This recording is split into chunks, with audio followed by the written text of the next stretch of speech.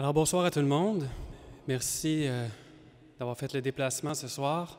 Merci à Monseigneur Lépine d'organiser une deuxième édition de cette soirée qui traite de la fin de vie, spécifiquement de la question de l'euthanasie. C'est une très bonne initiative et je le remercie de m'avoir invité à apporter ma contribution ce soir.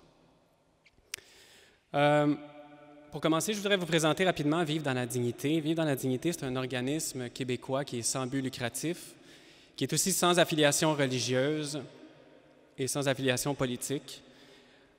Il a été formé en 2010 par un groupe de citoyens, de médecins qui ont senti qu'il y avait une volonté de légaliser l'euthanasie au Québec.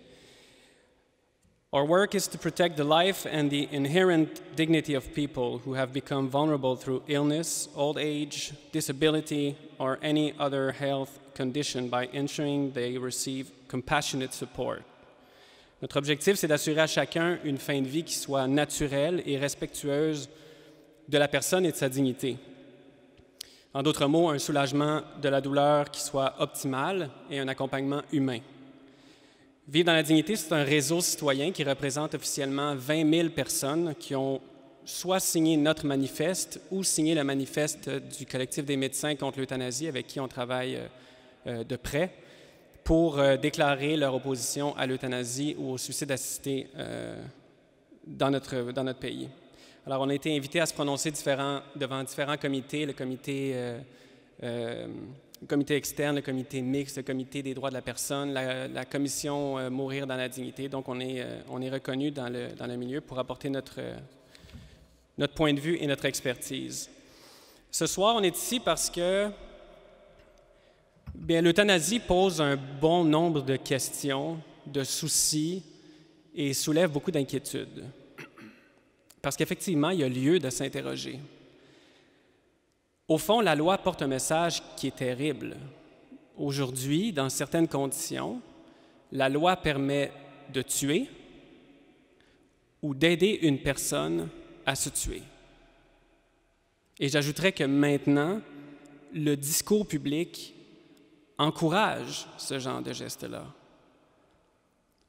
C'est ça l'euthanasie, c'est pas plus compliqué que ça. C'est le mariage entre l'homicide et le suicide. It's the marriage between homicide and suicide. That is euthanasia. Et c'est pas moi qui l'invente. Parce que si vous regardez le Code criminel, pour pouvoir légaliser l'euthanasie, il a fallu qu'ils modifient le Code criminel.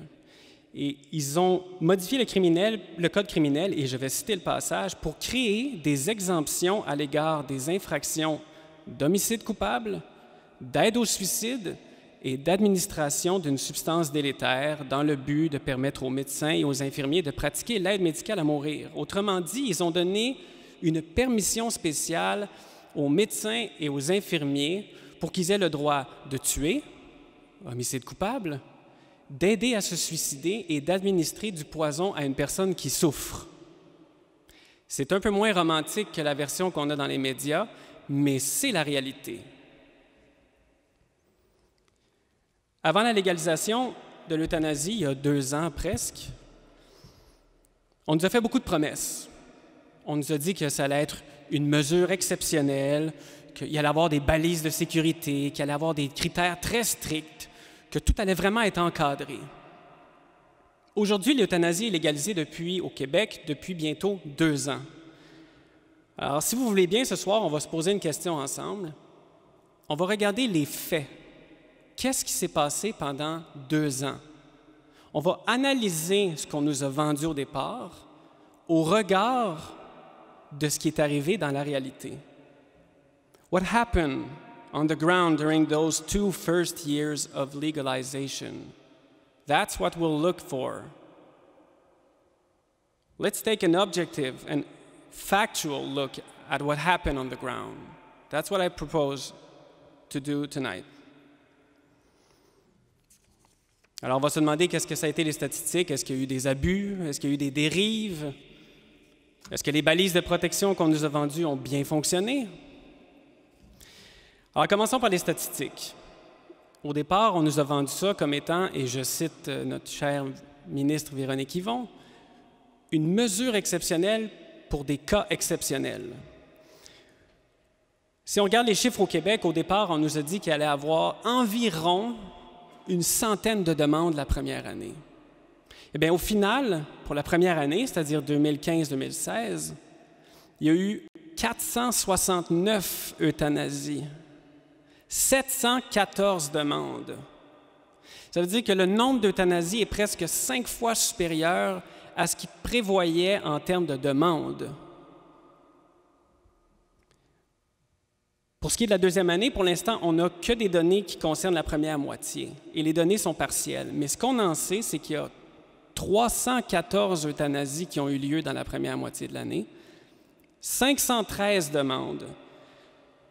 Donc, on se dirige vers plus que 600 euthanasies dans la deuxième année, plus que 1000 demandes dans la deuxième année. Je vous rappelle qu'on nous parlait d'une centaine de demandes.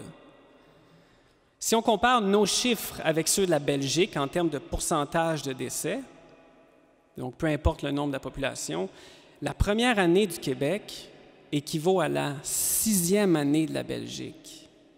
Notre deuxième année s'en va vers la 7e ou 8e année de la Belgique. Donc, on a sauté dans ça à pieds joints. Let's take a look at the numbers in Canada. In Canada, the euthanasia and assisted suicide were legalized a year ago. So now, at the moment, we have 2 official reports. In the first half of the year, there were 803 people who were euthanized or who got assisted suicide in Canada, to which we can add the 167 people in Quebec, which makes a total of 970 people in the first half of the year in Canada. And in the second half of the year, we had 1,179 people who got euthanasia or assisted suicide. That's a 46.8% increase compared with the first 6 months. So in total, in the first year only of euthanasia and assisted suicide in Canada, there were 2,149 people who died by euthanasia or assisted suicide, which is a lot of people. Alors, le premier constat objectif qu'on peut faire, si on regarde les statistiques, c'est que les statistiques explosent les prévisions qu'on nous a vendues au départ. Maintenant, si on regarde les balises de protection, avant l'entrée en vigueur de la loi, on a beaucoup parlé de ces balises de protection-là pour rassurer les gens. Tout va bien aller, il y a des balises de protection, il y a des mesures de sauvegarde qui vont être mises en place, ça va être correct. On nous a dit qu'il allait y avoir 2 médecins pour assurer l'objectivité des demandes. On nous a dit qu'il allait y avoir le critère de fin de vie pour protéger les personnes vulnérables. Il allait y avoir une commission de surveillance qui allait surveiller tout ça. Avant de regarder comment les balises de sécurité ont fonctionné, je tiens à vous dire que les balises sont à la base biaisées. Elles servent surtout à protéger les médecins. Parce que quand on y pense, c'est le médecin qui évalue le patient, c'est le médecin qui pose le geste et c'est le médecin qui écrit le rapport. Ils ont ajouté à ça de ne pas mettre l'aide médicale à mourir sur les certificats de décès. Alors, pour retracer ce qui s'est passé, c'est déjà un plan qui est difficile à figurer pour la commission qui évalue les demandes. Au Québec, pour l'instant, on a eu droit à seulement un rapport de la commission de surveillance qui couvre les 6 premiers mois et un peu les 3 mois suivants. On attend impatiemment le deuxième rapport qui est supposé sortir à la fin du mois d'octobre. Ce qu'on sait pour l'instant, c'est que dans ces, disons, 9 premiers mois-là de la loi, il y a eu 21 cas d'abus. Pas 1, pas 2, pas 3, 21. On se serait attendu à ce que la première année, les gens, les médecins se tiennent un peu serrés, mais non, 21 cas d'abus. 18 cas concernaient l'indépendance du second médecin. 2 cas concernaient le critère de fin de vie. La commission doute que les personnes étaient en fin de vie. Et le 3e cas la commission doute que la personne était atteinte d'une maladie grave et incurable. Alors, c'est grave, je ne sais pas ce que la personne avait. Est-ce qu'elle avait une grippe d'homme? Tout est possible. Elle n'avait pas une maladie grave et incurable. Dans ce cas-ci, on parle de meurtre, ni plus ni moins. Quelles ont été les conséquences de tout ça après 1 an? Aucune sanction n'a été prévue contre les médecins. Aucune sanction. Le gouvernement parle de simplifier le formulaire de déclaration. Donc, ça va être plus difficile de retracer ce qui s'est passé exactement. Et on pense revoir la notion du deuxième médecin. Il y a eu 18 cas d'abus. C'est sûr que si tu revois la question du deuxième médecin, tu viens de balayer tous les cas d'abus de ce critère-là en dessous du tapis. C'est pas pour rien qu'après ça, le ministre Barrette peut dire que tout va très, très, très bien. Il dit toujours 3 fois, lui. Je ne sais pas pourquoi. Là. On dirait que ça renforce son point, mais... Alors, deuxième constat qu'on peut faire, qui est objectif, c'est que les balises de protection ne fonctionnent pas. Ensuite de ça, si on regarde les dérives, est-ce qu'il y a eu des dérives? Hein? Nous, on en a beaucoup parlé avant la loi. Faites attention, il va y avoir des dérives avec cette loi-là. Quand je dis dérives, je parle autre que les 21 cas d'abus dont je viens de parler. Alors, premièrement, il faut s'entendre, c'est quoi une dérive? Une dérive, c'est pas compliqué, c'est comme un bateau. On part du point A, puis on se rend au point X, Y, Z. Même si on s'est habitué à l'effet entre les deux, ça n'en reste pas moins une dérive. Parce que c'est ça la stratégie qui est utilisée ici, en Europe, partout. C'est qu'on vend les dérives prévues comme si c'était des progrès souhaités. Alors on se retrouve dans une situation extrême après quelques années, puis on dit « mais il n'y a pas de dérive ». Si vous écoutez les partisans de l'euthanasie, ils le répètent sans arrêt. Il n'y a pas de dérive dans les pays d'Europe. Il n'y a pas de dérive. Vous savez, c'est quoi le dernier projet de loi aux Pays-Bas? Ils veulent permettre l'euthanasie pour les personnes qui ont le sentiment d'avoir accompli leur vie. Il n'y a pas de maladie, il y a juste un peu de vieillesse. La personne, elle regarde ce qui s'en vient puis elle dit « ça ne m'intéresse pas. Je pense que le meilleur est derrière moi. Pouvez-vous me donner la pilule? » Et c'est sérieusement discuté. On trouve ça aberrant pour l'instant. Mais au rythme où ça va, puis de la façon dont ça procède, on va finir par se rendre là-bas. La principale dérive que je vois dans les 2 premières années, c'est qu'on est passé de l'exception à la promotion. On a commencé, je vous l'ai dit, en nous vendant ça comme une mesure exceptionnelle. Et aujourd'hui, on en fait la promotion. La polémique est passée du geste de tuer au refus de le faire. C'est ça qui est mal vu maintenant. Refuser ça, c'est mal vu, alors qu'avant, c'était le geste qui était mal vu. Alors, ce n'est pas étonnant dans ce contexte-là que les barrières de protection soient devenues des barrières à l'accès. Vous voyez comment la mentalité sociale est tranquillement en train de changer. On est juste 2 ans après la loi. Il y a une confusion généralisée. Il y en avait avant, il y en a encore plus maintenant. M. Boilly en a parlé au départ. On mélange euthanasie, soins palliatifs, arrêt de traitement, refus de traitement. L'euthanasie est rendue que c'est devenu la façon 2.0 de mourir aujourd'hui. Quand on lit les journaux, il n'y a pas de meilleure façon que ça de mourir. Ça entretient énormément de confusion, ça. Ce qui fait qu'au final, la population est tranquillement en train de se battre pour avoir plus d'accès à ce qu'ils appellent affectueusement l'aide médicale à mourir, au lieu de se battre pour avoir des soins palliatifs qui soient accessibles à tout le monde. Il y a plusieurs tragédies aussi qui ont eu lieu pendant ces 2 ans-là. Des tragédies qui découlent directement de la loi. Il y a des patients suicidaires qui sont arrivés dans des hôpitaux, puis les médecins les ont laissés mourir. Ils disent, écoutez, d'un côté, vous nous dites qu'on peut aider les gens à mourir, puis de l'autre côté, ils arrivent après avoir essayé de se suicider. Il me semble que c'était normal qu'on les laisse mourir. Ça a pris tellement d'ampleur que le Collège des médecins a été obligé d'émettre un guide pour rappeler aux médecins leur devoir de sauver des vies. On passe ça sous silence, mais mettez-vous à la place des parents dont le fils de, 26 ans, Il est arrivé à l'urgence, il a essayé de se suicider, puis au lieu qu'on le sauve, on l'a laissé mourir.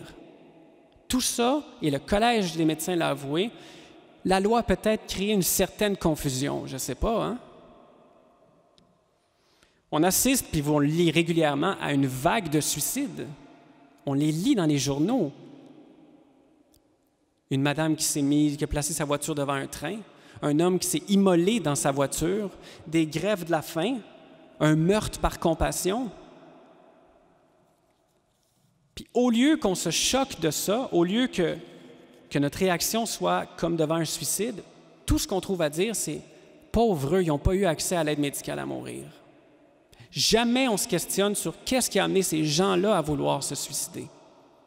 C'est ça la mentalité qui est en train de changer. Et ça, c'est une dérive immense. C'est comme si on perd le nord. Puis finalement, il y a des euthanasies, il y a des personnes en détresse existentielle qui ont été euthanasiées avec la bénédiction de l'État. Il y a une étude canadienne qui a été publiée récemment, en mai 2017, pour savoir quelles étaient les raisons derrière les demandes d'euthanasie. Alors, ils ont fait une étude à Toronto, dans les 4 grands hôpitaux de Toronto. Et vous savez ce qui est sorti comme premier facteur? La crise existentielle. La première raison, la perte d'autonomie.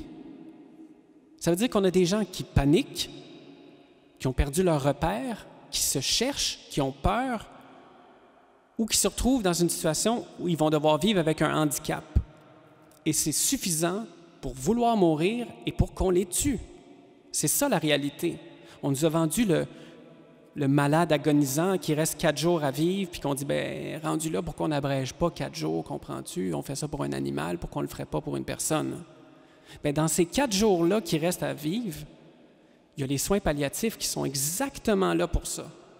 Puis quand on regarde la réalité, on se rend compte que les personnes qui se font euthanasier, ce n'est pas ces gens-là. C'est des gens qui ont peur, c'est des gens qui projettent l'avenir, ils ont peur de souffrir, ils ont peur de la vie, ils ont peur de la mort, puis la meilleure réponse qu'on leur donne, c'est qu'on dit « je vais t'aider à te tuer ». C'est ça qui se passe sur le terrain. En Belgique, la commission belge a émis un rapport en 2017, donc le plus récent.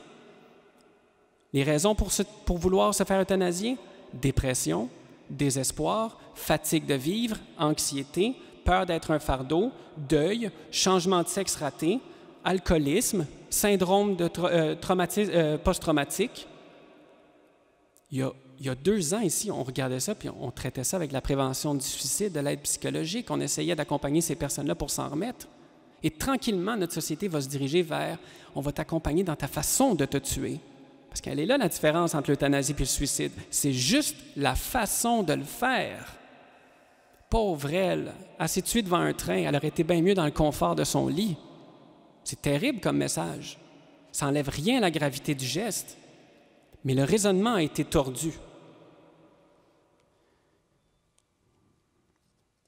Et ça, c'est la logique qui est intrinsèque, inhérente à l'euthanasie, parce qu'on nous la vend au départ comme un bienfait, comme quelque chose de bon, comme un soin de santé. Alors, on nous dit que c'est exceptionnel, mais c'est exceptionnel parce que c'est rare, puis c'est exceptionnel parce que c'est bon. Alors, mettez-vous à la place de ceux qui sont juste à côté des critères. Ils disent, bien, pourquoi moi, j'y ai pas droit? Et là, ils ne savent pas quoi répondre. Alors, ils disent, bien, OK, on va l'élargir un peu. Puis là, il y a une autre personne qui se retrouve un peu en dehors des critères. Puis ils disent, on va l'élargir un peu. Parce que dans le fond, la vraie question, c'est pas pourquoi s'opposer à l'euthanasie. C'est pourquoi dire oui à un, puis non à l'autre. Et à cette question-là, il n'y a pas de réponse. Ils ne savent pas quoi répondre. Tu ne peux pas vendre quelque chose comme étant un bien, puis après ça dire « je le refuse à quelqu'un ». En raison de son âge, en raison de sa capacité, en raison de quoi? On le vend comme un bien. Donc, c'est inévitable qu'on s'en va vers un élargissement qui va nous mener jusqu'aux Pays-Bas. C'est garanti. Parce que la logique même, c'est comme un monstre auquel on donne naissance. Il prend sa vie après. On le regarde, puis on a perdu le contrôle, il est venu au monde et il vit. Alors, le troisième constat objectif qu'on peut faire, c'est qu'il y a eu des dérives parce que c'est inscrit dans la logique de l'euthanasie. Maintenant, je voudrais aborder rapidement des enjeux qui sont à venir, parce que je vous parle justement des dérives et des conséquences potentielles qui risquent d'arriver dans le futur. Il y a d'autres fausses routes à prévoir. La suite logique de la logique de l'euthanasie, qu'est-ce que c'est? C'est facile. C'est des contestations judiciaires, puis c'est des demandes d'études d'extension. Et c'est déjà en train de se passer. Au Québec, il y a une poursuite actuellement qui a été entamée devant les tribunaux, en cour supérieure. 2 personnes qui vivent avec un handicap qui revendiquent le droit de se faire suicider par un médecin. Alors, eux autres, ils attaquent le critère de fin de vie et le critère canadien, qui est la mort raisonnablement prévisible. Ils disent, ça n'a pas de bon sens, on est exclu, c'est une injustice. Alors, ils veulent faire tomber ces 2 critères-là qui, au départ, étaient des critères fondamentaux de la loi. Et là-dessus, je suis fier de dire que Vivre dans la dignité et le collectif des médecins ont obtenu le statut d'intervenant dans cette cause-là. Donc, on va avoir le droit de parole, on va avoir le droit de présenter des arguments et de faire entendre un peu de bon sens, espérons-le, dans cette cause qui est devant les tribunaux.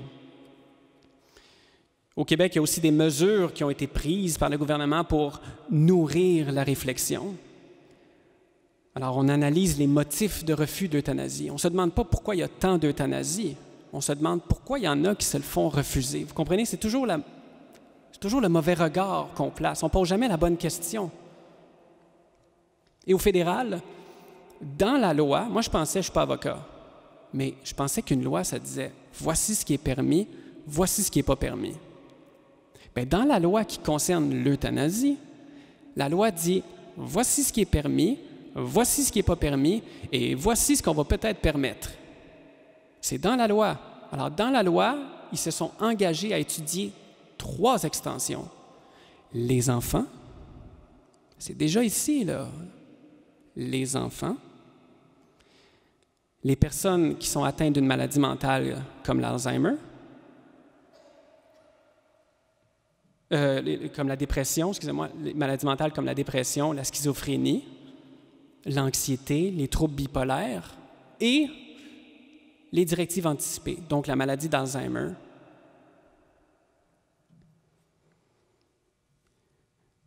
D'ailleurs, la possibilité d'ouvrir l'euthanasie aux personnes inaptes est sujette à des débats actuellement. J'imagine que vous avez tous vu ce qui s'est passé, le meurtre de Mme Lizotte par son conjoint, M. Cadotte. Mme Lizotte était une femme atteinte d'Alzheimer et son mari, elle était placée en CHSLD, et son mari l'a étouffée avec un oreiller. Ils ont demandé l'euthanasie. Ils se la sont vus refuser. Le mari a décidé un soir, probablement sur un coup de tête, de la tuer, de l'asphyxier avec un oreiller. Tout de suite après son meurtre, il a posté sur Facebook, parce qu'on est en 2017, on poste même nos meurtres. « J'ai craqué ». Il a dit tout de suite « J'ai craqué ». J'en pouvais plus. Personne ne m'a jamais demandé comment je vais. C'est ça qu'il a dit. Mais la réaction des autorités, la réaction des médias, ça n'a pas été de dire « Qu'est-ce qu'on a fait de pas correct ?» Où est-ce qu'on a manqué à notre accompagnement pour qu'un homme en vienne à faire ce geste-là? Tout de suite, à l'unanimité, les partis politiques ont dit « C'est terrible de refuser l'euthanasie à des gens qui ne sont pas aptes. » Alors, ils ont décidé d'ouvrir le débat et d'étudier la possibilité de le faire. Mais on peut passer à côté de quelque chose de gravissime dans cette question-là. Parce que quand on parle de directive anticipée, ça veut dire j'écris aujourd'hui ce que je voudrais qu'on me fasse demain. Il y a déjà des mesures, puis Mme De Angelis va peut-être pouvoir en parler plus abondamment tantôt. Il y a déjà des mesures qui sont comprises dans les directives anticipées. On peut refuser un traitement, on peut refuser d'être ventilé artificiellement, on peut refuser des choses. Mais dans ce cas-ci, une directive anticipée qui permettrait de me tuer, ça reviendrait à dire, quand je ne serai plus une vraie personne, j'aimerais qu'on me tue. Et pourquoi je dis quand je ne serai plus une vraie personne? C'est parce que rendu là, peu importe si la personne en avant de nous a changé d'idée, la directive anticipée va avoir lieu quand même. Et c'est déjà arrivé aux Pays-Bas. Une femme avait écrit une directive anticipée. Ce n'est pas des histoires que je vous raconte, c'est la réalité. Ils sont venus pour l'euthanasier, elle s'est débattue. Ils ont mis un calmant dans son café, elle s'est débattue encore. « Je ne veux pas mourir, je ne veux pas mourir. » Ils ont demandé à sa famille de maintenir la femme et ils l'ont euthanasiée. Alors, on est en train, avec une mesure comme ça, de dire les personnes qui sont inaptes, qui ont une maladie mentale, ne sont plus considérées comme des vraies personnes. C'est ni plus ni moins ça. On est en train de dire le critère d'aptitude, à être apte à consentir, capable de décider, ça pourrait ne plus tenir la route. On pourrait euthanasier même si la personne ne consent pas. C'est ça qui est derrière la question de l'Alzheimer. Alors, c'est touchant là, d'entendre les gens parler des drames, mais derrière ça, il y a cette question-là aussi. Comment on regarde les personnes qui ont l'Alzheimer? Comment on les perçoit en tant que personne? Alors, le constat final, c'est qu'après 2 ans d'euthanasie, on peut dire qu'il y a une explosion des chiffres, il y a un effondrement des balises, puis il y a des pressions énormes pour élargir les critères. Je vais conclure en vous laissant sur des réflexions autour de l'euthanasie et autour de cette compassion qu'on nous vend à bon marché avec l'euthanasie.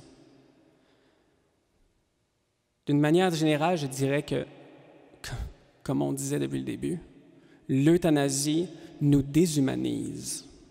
C'est ça qu'elle fait. Pour l'euthanasie, la mort est une solution à la souffrance. For euthanasia, suicide is a personal choice that can replace the support of a community. Pour l'euthanasie, la crainte du CHSLD ou la peur de devenir un poids pour sa famille, c'est une raison suffisante pour mourir. Avec l'euthanasie, le droit de mourir va bientôt devenir le devoir de tuer. With euthanasia, death is no longer a mystery, but a medical problem. Avec l'euthanasie, la souffrance est un mal absolu dont rien de positif peut sortir. With euthanasia, suicide is bad, except when it's done by a physician in white coat. Avec l'euthanasie, les malades vont subir une pression de plus en plus forte pour mourir plus vite. Avant, s'occuper d'une personne malade, c'était quelque chose de naturel à faire. Mais maintenant qu'on peut abréger, les personnes qui vont vouloir vivre jusqu'au bout vont en venir à être obligées de se justifier. Pourquoi? Pourquoi tu places ce poids-là sur ta famille? Et ça, c'est injuste.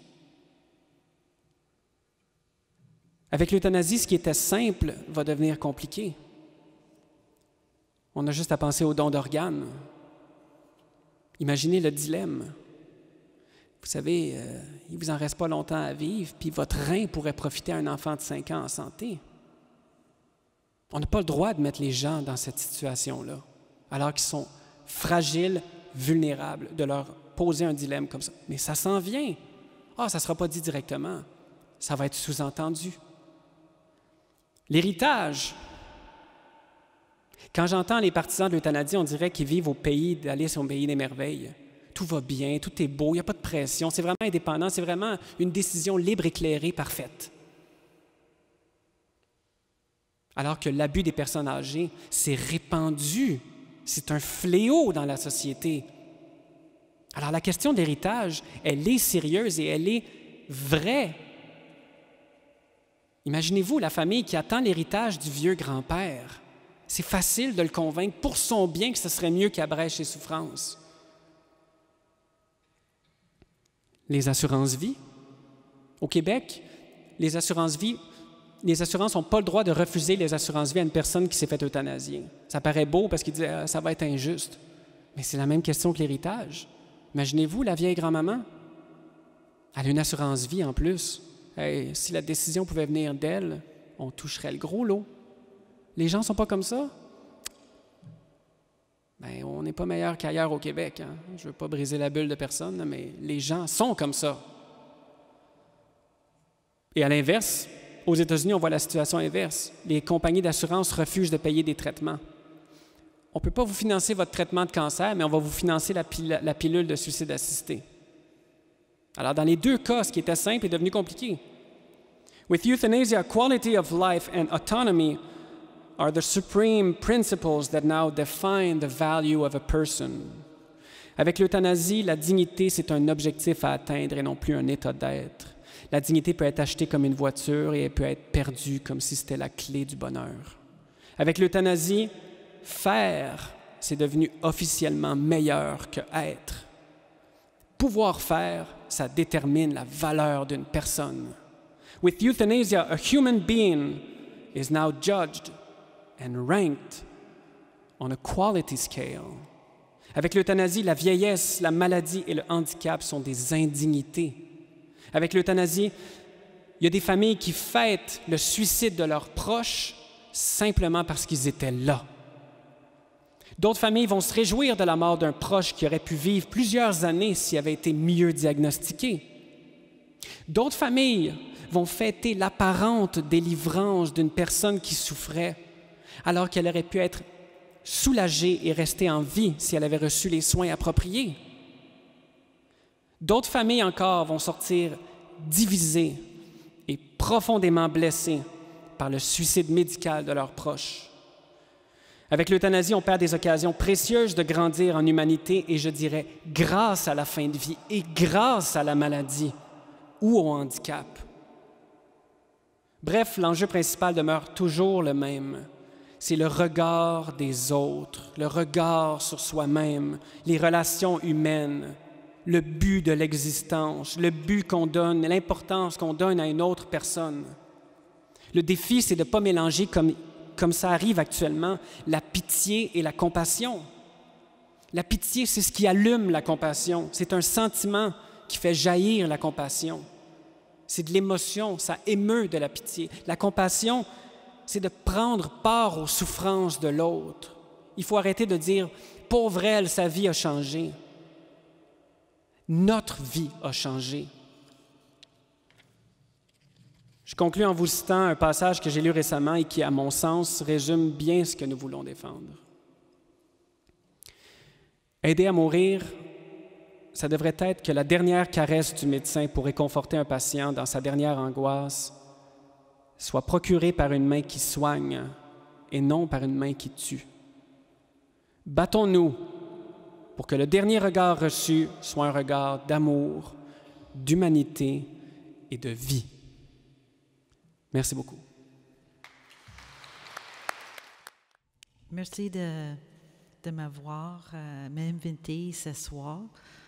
Ça m'a fait plaisir d'être avec vous autres. Mon présentation est en anglais, mais si vous avez des questions, n'hésitez pas à demander en français après. You could hear my French isn't so good. I was brought up in the United States, and I'm proud to be here in Canada now. I've worked here in Montreal for the last 25 years of my nursing career. I started working at the Royal Victoria Hospital in Montreal in palliative care. And I like to move around, so I've asked for a mic. I'm not used to standing behind there. So I'd like to make this a bit more informal. As a nurse, I'm used to dealing with people and being close to people, so I hope you don't mind. I know that's a bit of a trick for our filmer tonight behind the camera, but I'd like to hear from some of you. So I know that the Monsignor would feel okay with people shouting in church. If I ask a question, I'd like you to feel free to answer. I've been a palliative care nurse for about 20 years. And the beginning of my career, I spent in various intensive care units. Open heart intensive care, recovery room, neonatal intensive care, So half of my career has been in intensive care, and the other half has been in palliative care. And the only reason I'm telling you this is because you should know that I've seen a lot of death, and I've seen a lot of bad deaths, and I've seen a lot of good deaths. Somebody said to me 2 weeks ago, "Is it possible to have a good death?" And I said, "Of course, it's possible to have a good death." I see it every day. I see it all the time when I work in palliative care, and I've actually seen a few good deaths in an intensive care unit too. But I want you to consider the possibility of having a good death. And I think people are considering what that is, mainly because we're starting to talk about this law and what it has done to practice. But before I get to a little bit about what the law has done to my palliative practice, I'd like to hear from you. And what do you think palliative care is? Let's just be very open. I'd like to know what your opinions are. And I'm asking you that because I know there was a survey done this year, and people were asked across Canada, do you know what palliative care is? Do you have a good idea what it is? And only 58% people knew what palliative care was. And that doesn't even count how many people across Canada have access to palliative care or good end-of-life services. I'm going to have a slight distinction tonight that palliative care is different from end-of-life care. So not all palliative care is end-of-life care, and not all end-of-life care is palliative care. But most people have a tendency to associate palliative care with the end of life, which is why we're getting a bad rap, right? Nobody really wants to die. I haven't met a patient that wants to die, to be honest with you. But almost all the patients I've met want to have a good death. And I think now with this new law, people really want to control the way they're dying. Now, I think we've had a pretty good explanation of exactly what the law is and what it does. You should know that it's exactly the same method, medically speaking, as what we do to a death row inmate. It's an injection, and in this case in Quebec, the law's specific. It's very specific how the physicians are supposed to do this. It's specific to 3 injections. It's an injection to decrease your anxiety. The second injection is to sedate you or to put you to sleep. And the third injection is to stop your respiratory muscles from breathing. That's it. That's what the law has allowed physicians to do now. From anecdotal information that I have from friends who have experienced or witnessed these deaths, some of them are good, and this is pretty subjective, what's good, and some of them are not so good. And you've probably read about some of the not so good ones in the newspaper, because sometimes things go wrong during the procedure. I don't know if you've ever heard, sometimes a death row inmate, when they try and kill them, it doesn't work. Well, it's very dependent on the fact of someone starting an intravenous, getting it in the right spot, giving the medications, and ensuring the medications work. So it's not a guaranteed good death, you should know. But I think what palliative care really tries to do is to ensure a good death for everybody. So that's what we try and do day in and day out. Last night, for instance, I was filling up my car with gasoline in preparation to come tonight. The guy at the gas station who I frequent says to me, "Hey, you, I need to talk to you," in his Italian, broken Italian. He says, "You work at that palliative care residence, don't you?" I said, "Yes, I do. How did you remember that?" "I know. I need to ask you something." I said, "Yes, what's that?" "I was there 2 weeks ago to visit a friend." I said, "Oh, I'm sorry to hear that." He goes, "He died." I said, my sympathies on the loss of your friend." I need to know, though. I said, what? I need to know what you did to kill him. And I said, are you serious? He said, yes. I know you give him something to kill him. I said, and I'm sorry, Monsignor, that I'm going to say this. I swear on my 4 sons' life, I did not. I can guarantee you, no one in our palliative care unit would ever give any medication that would hasten the life or intentionally kill someone. I can promise you that, I said to him. And he said, it's not possible. I said, why is that? Why do you believe that? He said, well, 2 months ago, he was fine, and now he's dead.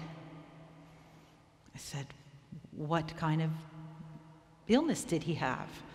He said he had lung cancer. I said, okay, that's a terminal illness in most cases, yeah?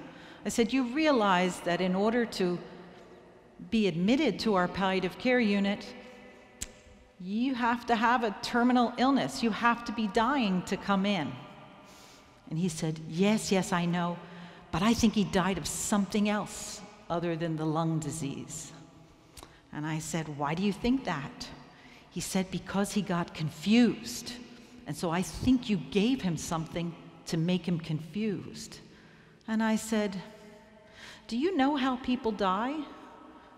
And he kind of blew me off. And I said, people usually don't die like they do on TV. Do you know that 95% of people have learned about death because of what they've seen on these medical TV shows? 95% of people. Now I know as we get older, we have more experience with death, so we know it's not exactly people look up and they're perfectly alert and they say, I love you, goodbye, and then they die. That's not what happens in real life, right? We know that. But I said, this was a normal part of the process, and oftentimes people transition and they're awake, alert, and oriented, and as the disease progresses, they begin to fall asleep more and more, and some people get confused in the process, and as the disease is progressing, those symptoms, we call those symptoms, get a bit worse. So maybe pain will increase, or shortness of breath, or confusion, and that's a natural part of the body's way of dying. It does need to go unconscious. That's a part of the way the body separates itself from life. He wasn't really buying into my story, but I did my best anyway. So I thought, I still need to clarify what palliative care is. So I'd like to hear what some of you think we do in palliative care. And I can guarantee you, it's not to give anything to hasten death. As a matter of fact, we're more fence sitters. We allow the natural process of death to occur, but we try and make it as comfortable as possible. And we do that by focusing on the symptoms of that people have often that accompany the dying, which means, like I said, everyone knows about pain, right? Because that's what everybody's trying to avoid with the new law.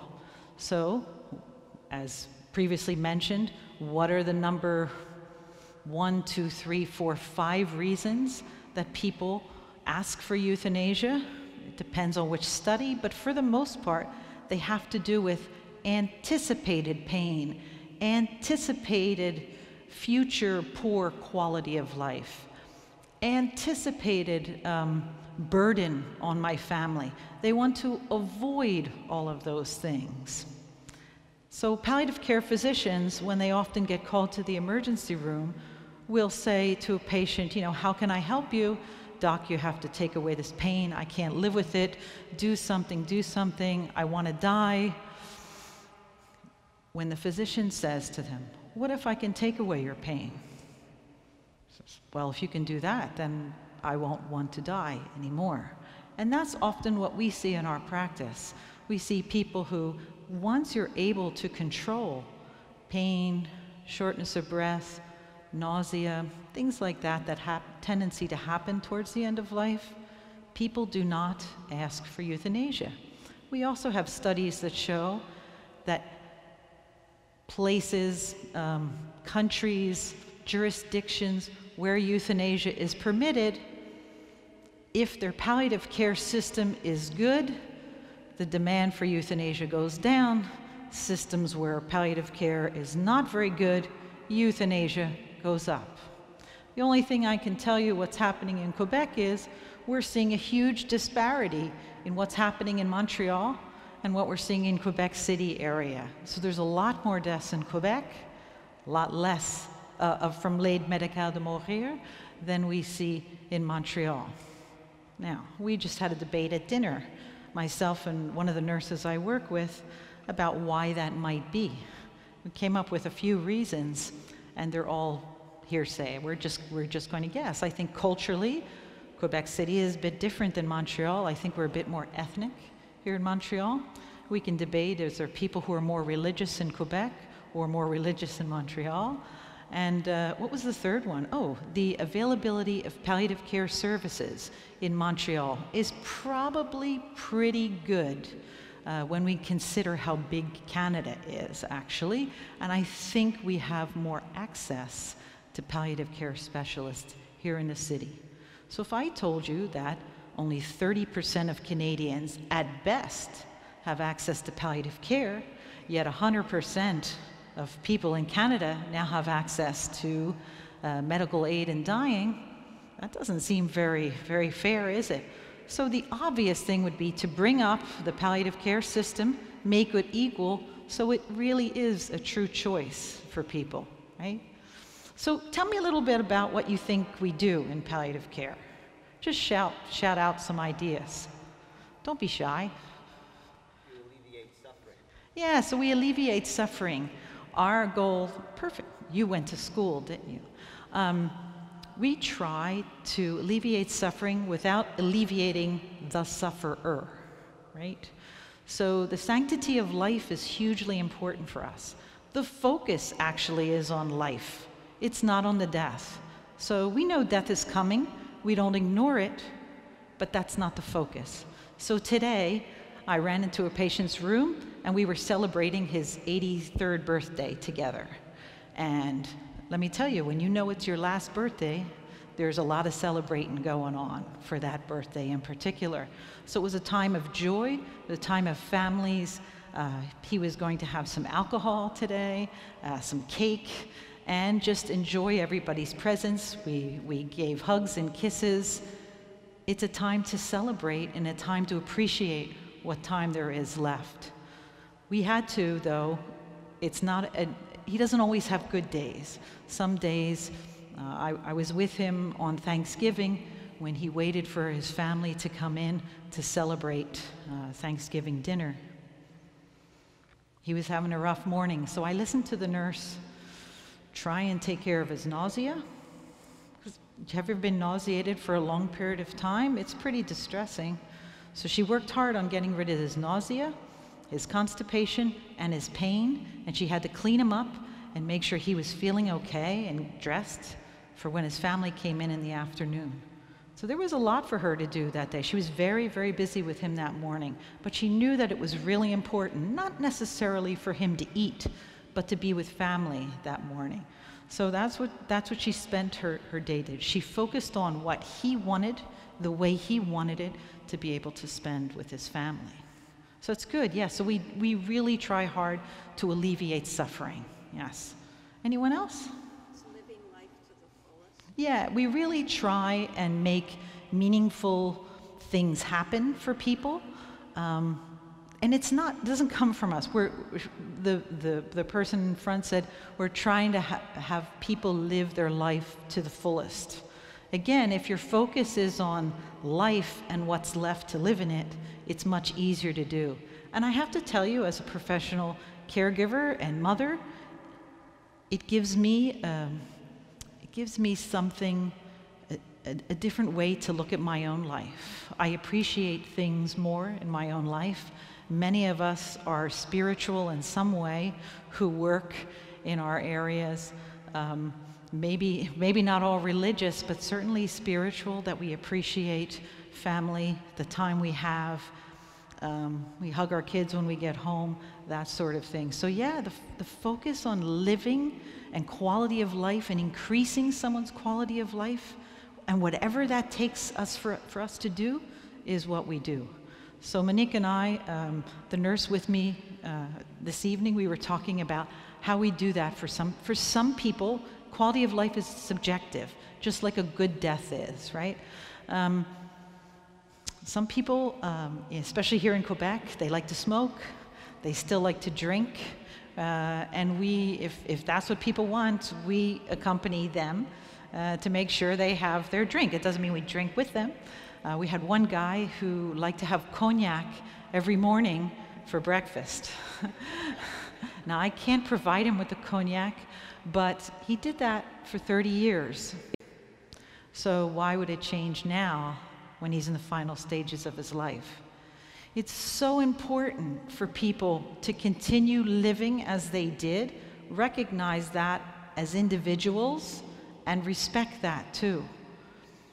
And sometimes it's hard when some things that people would like to do go against some of our values, or if we know that we can help them more.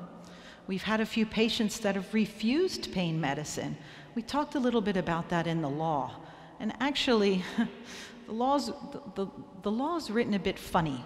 We're the first country, the first jurisdiction in the world, actually, that includes a law that says you can basically be euthanized, you can have palliative care, you can have palliative sedation. If you'd like to refuse treatment, you can do that too. If you'd like to withdraw treatment, you can do that too. And, oh, don't forget to write your advance directives too. Did I say palliative sedation? Yes. So there's about 6 or 7 things that are included in the law. But the main thing about the law is the l'aide médicale de mourir. Let's make no mistake about it. The Health Act of 1960, Canadian Health Act of 1967 gave all of you the right to withdraw treatment, refuse treatment. So if someone says you can have surgery or radiation, both or none, you're allowed to refuse or accept that.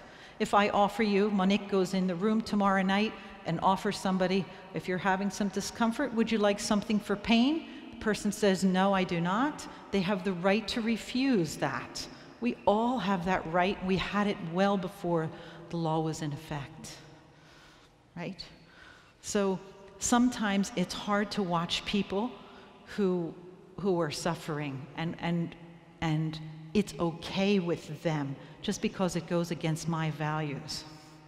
But what I have to do as a professional, though, is to respect what that person wants.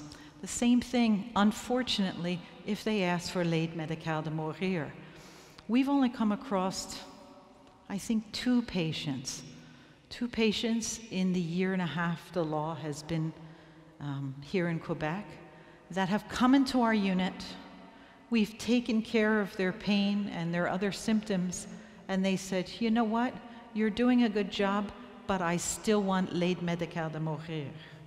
And so because our unit and 95% of palliative care units and teams across the country refuse to do any kind of l'aide médicale de mourir, we transfer them out of our unit and to a place where they're able to get the care. So I have to respect, by law, our team has to respect that if that's what the person wants, that's what we do. So it hasn't completely changed our practice because we've been able to keep the focus on alleviating suffering, focusing on quality of life, all within our practice. It has, however, given opportunity for our team, myself, patients, to have the discussion before they even come into our unit to talk about what are the options at end of life, this is what we can do for you, and this is what we can't do for you. So we tell all of the patients before they come in that we will not perform l'aide médicale de mourir for you here at the West Island Palliative Care Residence, But if you change your mind while you're here, we'll make sure that you're put into or transferred into the hands of someone who'll be able to give you that service. We've had a few patients who said, now that I'm here, you know what, I thought about that before I got here, but now that I'm here, I don't want it. And that's been our experience, that once people are comfortable, surrounded by family and friends, are able to have their symptoms taken care of. And I'm not just talking about physical symptoms. Our team is an interdisciplinary team. So if you look at a case of a young mother who's losing her life, is leaving behind young children, husband, I can give all the narcotic analgesics I have. It's still not going to take away her spiritual pain, her emotional pain of leaving children behind. So we have an interdisciplinary team that helps us to support, counsel, talk to, respect. Our nurses are willing and able, comfortable to have any kind of conversation with a patient when they need to. Excuse me. I think that this audience has a good idea of what I practice, what we practice at West Island Palliative Care Residence. Thank you.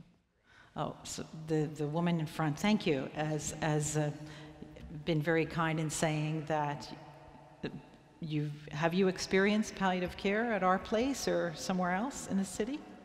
Yeah, so very appreciative of the care that we give. The other caveat that palliative care does, true palliative care specialized team, is we give bereavement care and aftercare to families. So families are just as important as the patient for us. So we always take care of families. And for some patients, they're very relieved when they hear that, right? That, oh, you're going to make sure that my husband gets someone to come in to help him with laundry.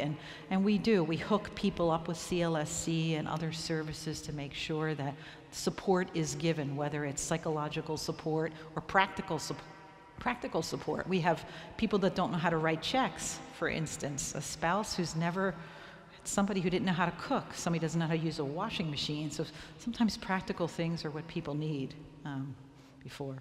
So I'll stop there and let the Monsignor go, okay? Thank you very much. Bonsoir à tous. Good evening, everyone.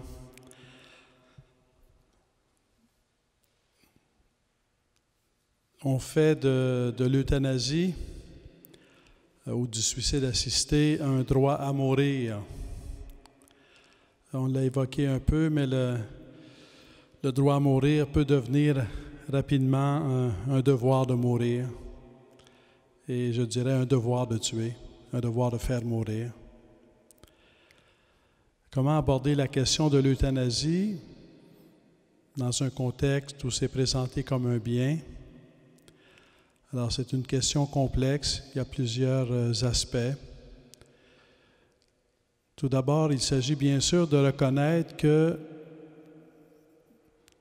la souffrance existe, l'angoisse devant l'avenir existe, la maladie existe, les maladies chroniques existent, la perspective de la mort existe. L'idée, c'est que l'euthanasie ou le suicide assisté ne sont pas une solution. Il y a des problèmes qui existent, il y a des situations de souffrance qui existent, mais on est appelé à chercher ailleurs la solution, la démarche, la réponse. L'euthanasie, le suicide assisté, ce n'est pas une solution. Au contraire, c'est un problème de plus parce que c'est une société qui accepte qu'il y a des raisons de supprimer la vie d'une personne innocente. C'est déjà dérapé. C'est déjà une dérive. When you accept that there are reasons to suppress the life of someone, there are reasons to kill someone, there are reasons to make it so that someone will die before his time or her time, it's already a a line that you've crossed. So it's already something that doesn't help you as a society or as a human being. Alors, je vais parler de 3 points: la dignité, la compassion et la liberté. Parce qu'il y a énormément de points dont on pourrait parler, mais simplement rappeler quelques points. Et l'idée ici, c'est on ne fait pas tout dans une grande session. On revient chaque année. On va revenir en avril prochain pour que la question ne quitte pas le devant de notre réflexion et je dirais de notre prière. La dignité de la personne est souvent évoquée pour la question de l'euthanasie, mourir dans la dignité. Mais la question ici de la dignité, c'est quelle est la dignité? Le sens même, tant de l'enseignement de l'Église que de la Charte des droits des humains de l'ONU, la Déclaration des droits de la personne de l'ONU, tant que les chartes des différents pays, comme les chartes des droits de la personne, ici même dans nos pays, c'est que la dignité de la personne est reliée au fait qu'on existe. Le seul fait qu'on existe, le seul fait d'être un être humain existe, il est digne. There is an inherent quality to the dignity of the person. It's not how you look, it's not what you own, it's not if you're healthy or not, it's not your capacity in society. It's the mere fact of existing as a human being is a source of dignity. We call that the inherent quality of dignity, inherent dignity of each human being. All the Declaration of Rights or Charter of Rights are based on the inherent dignity of the human person. Alors la dignité, si on veut parler de dignité, et c'est important d'en parler, mais c'est le fait qu'à chaque être humain est digne par le seul fait d'exister. On peut être malade, on n'en est pas moins digne. On peut être à bout de force, on n'en est pas moins digne. On peut être à l'article de la mort, on n'en est pas moins digne. On est toujours digne, c'est toujours la dignité de l'être humain. Donc la dignité de l'être humain, justement, c'est de la voir, quelle que soit la fragilité, de toujours voir la dignité de la personne.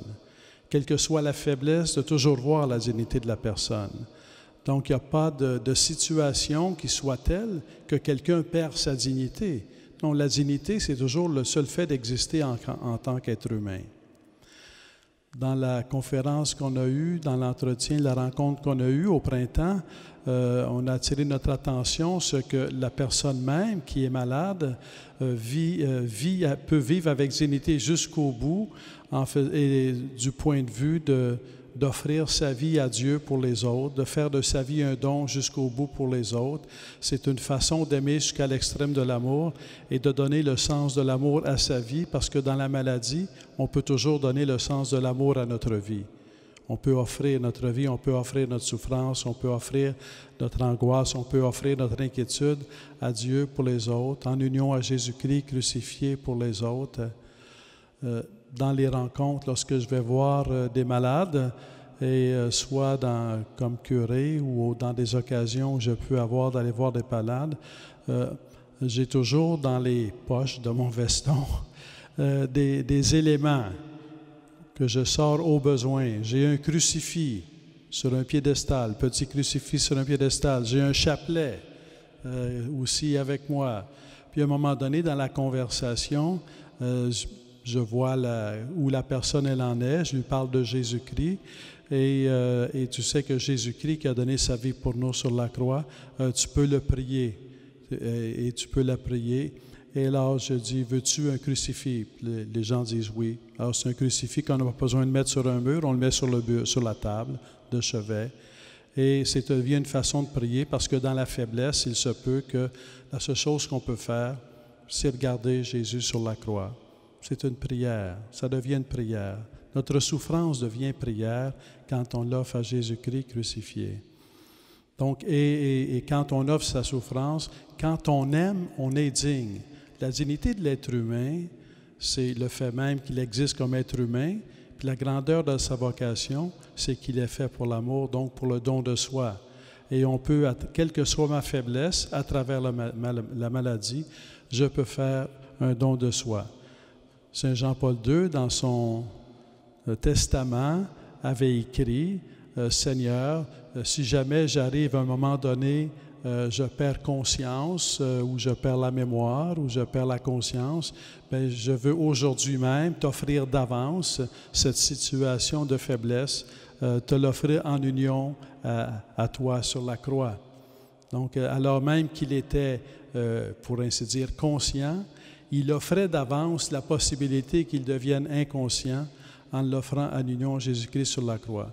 Donc, c'est une offrande très puissante. C'est un geste très puissant que de se donner, et il n'y a rien de plus digne que de se donner en tant qu'être humain et qui avons déjà notre dignité. Chaque être humain est très important pour Dieu. Il n'y a pas de vie qui n'est pas importante aux yeux de Dieu. Chaque être humain, la vie de tout être humain est précieuse aux yeux de Dieu, tellement précieuse qu'à travers la mort, il nous conduit à la vie éternelle, pour nous participer à sa vie divine. Donc la dignité, c'est le seul fait d'exister comme être humain et finalement le chemin que l'on traverse à travers la maladie ou la perspective de la mort, ça demeure un chemin de vie, ça demeure un chemin d'amour où on aime jusqu'au bout. Du point de vue des personnes qui accompagnent quelqu'un qui est malade, il est certain que c'est un moment exigeant, je dirais, c'est un moment où on a besoin aussi d'être accompagné. Et ça, on n'y pense pas souvent. La personne qui est malade, qui est à l'article de la mort, a besoin d'être accompagnée, mais la famille qui est autour a aussi besoin d'être accompagnée. Quand on veut parler de compassion, et c'est certainement ce que la famille veut vivre, hein, la compassion, c'est quoi? C'est le sens littéral du terme, c'est souffrir avec. C'est ça la compassion. Souffrir avec, ça peut vouloir dire bien des choses, mais le moins que ça veut dire, le minimum, ça veut dire être présent. On a la compassion avec quelqu'un dans notre famille qui est malade, mais c'est comment est-ce que je vais me rendre présent. On est quelques-uns dans la famille, c'est comment est-ce qu'on va se partager ensemble une rotation pour qu'on soit toujours présent à l'autre. Les familles le font spontanément, ils ne sont pas toujours en train de se dire « je vis la compassion », ils le vivent. Mais dans le fond, c'est ce qui est le plus important, c'est de se rendre présent, d'être à côté de l'autre, d'écouter, de parler, de prier, ou simplement d'être là avec et de mettre la main sur la main, de toucher. On sait le pouvoir qu'a la présence. Quand on prend le temps, combien de gens ont passé la nuit auprès d'un être cher, avec la main sur la main, sans rien dire. Mais après, on découvre des signes, comme quoi ça a été un moment réconfortant pour la personne qui était malade. On le découvre par après, que ça valait la peine.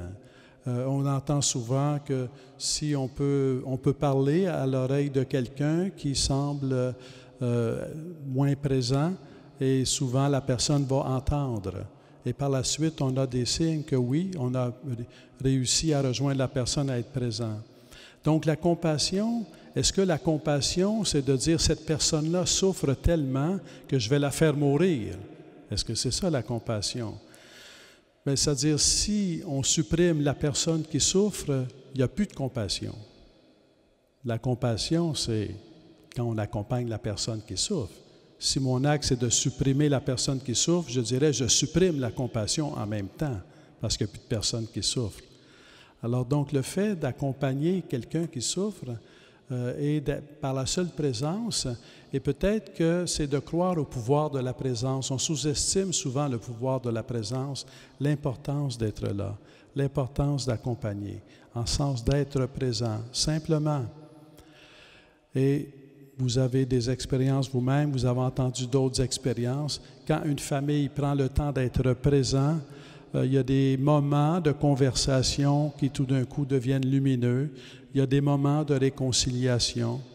Il y a des moments où quelqu'un va confier, parce que dans la souffrance, nos barrières tombent, si on veut, et quelqu'un va confier quelque chose qui est arrivé dans sa vie qu'il n'avait jamais parlé avant. C'est quelque chose qui n'était pas capable de parler avant. Je pense à cette personne-là que j'ai accompagnée. Un de ses enfants s'était suicidé plusieurs années auparavant, mais dans les dernières semaines, elle est devenue capable, pour la première fois depuis 30 ans, d'en parler. Elle n'avait pas dit un mot, était incapable de parler du suicide de son enfant, mais dans ces dernières semaines, elle était capable d'en parler et ça l'a aidé, elle l'a fait d'une façon remplie d'espérance parce que c'était comme une attente de rencontrer son fils au ciel. Alors, donc le moment de la présence est un moment très important. La compassion, c'est d'être présent. La compassion, c'est pas de faire mourir, c'est d'être présent. So whether it's about the dignity of the person, respecting the dignity of the person and wanting the dignity of the person is to be present with the person. If you think about dignity and you think compassion will be to suppress the life of someone, personally, I don't think that is what it is to respect the dignity of someone. You want to respect the dignity, be there for the person. That's dignity. The value of the person is expressed in the fact that I take the time to be there. I made the effort to be there. And this faithfulness in being present is a sign that we recognize the dignity of the person, whatever her weakness, whatever her fragility. So being there for the person, compassion is being there for the person. And it's very, at the same time, important and powerful. But at the same time, as the person who's dying needs God in her life, needs to see this moment as a time to give oneself to God, preparing the encounter with God for eternal life. At the same time, for the persons who are accompanying, for the family that is there, it's an occasion to rediscover prayer. To discover prayer for the person, to discover prayer with the person. And I've seen people accompanying their grandfather, grandmother, or parents saying the rosary, praying the rosary, and so they begin praying together, because it's a moment where you think about God, you think about life, you think about this life, but also about eternal life. So when someone is sick and to the point of dying, it's a moment for memory of life that we had together, of maybe reconciliations that we need to make, forgiveness that we want to ask, or forgiveness that we want to give.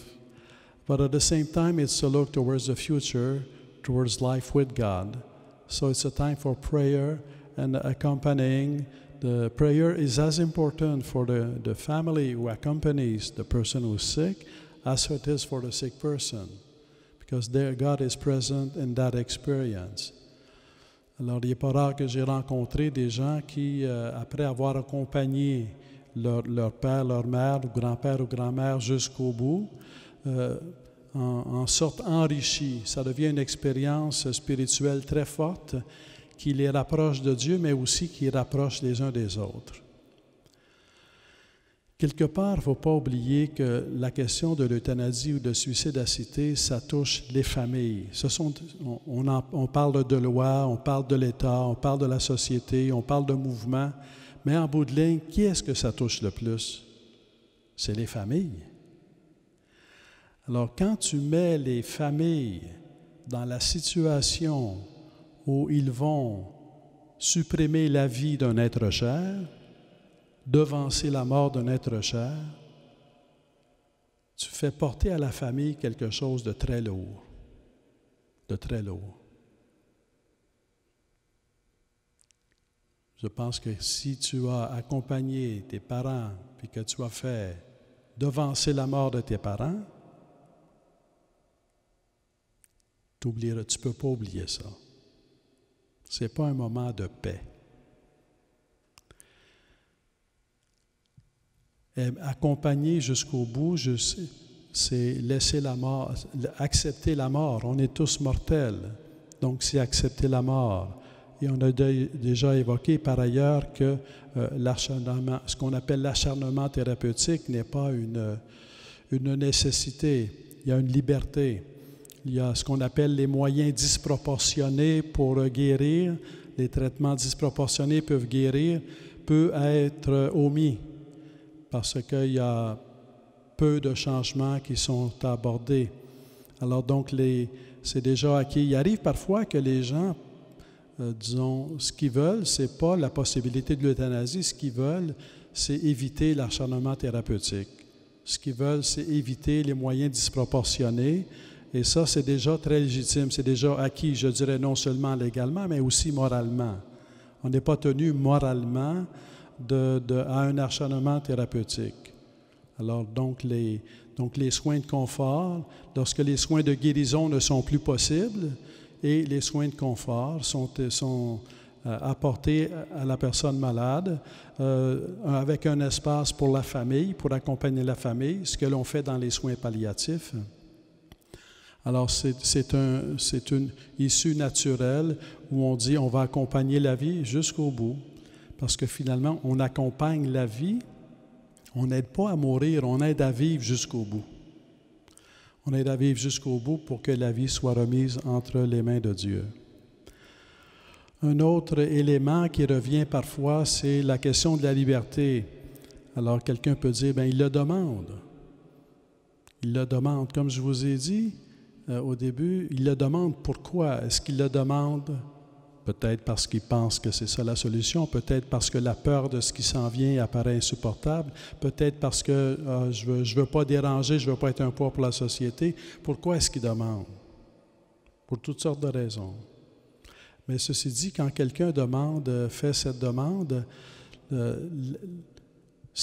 peu comme pour la question de la compassion, si on supprime la vie de quelqu'un, on supprime aussi sa liberté. On ne respecte pas la liberté de quelqu'un quand on dit oui à l'euthanasie ou au suicide assisté, même s'il la demande, parce que supprimer la vie de quelqu'un, c'est supprimer sa liberté. La liberté de quelqu'un, c'est une liberté qui est faite pour la rencontre. On revient à la compassion. Si on veut vraiment respecter la liberté de quelqu'un, c'est en prenant le temps de rencontrer la personne, d'être attentif à ses demandes, d'être attentif à ses besoins, d'être attentif à son besoin de présence, de soins de confort, de soins de présence, et je dirais de sens à sa vie, de sens à sa douleur, de sens à sa maladie, de sens à sa vie qui traverse la maladie. Alors, si on est attentif à tout cela, là, on accompagne la liberté de la personne. Si on supprime la personne, on supprime la liberté. On n'a pas aidé quelqu'un dans sa liberté.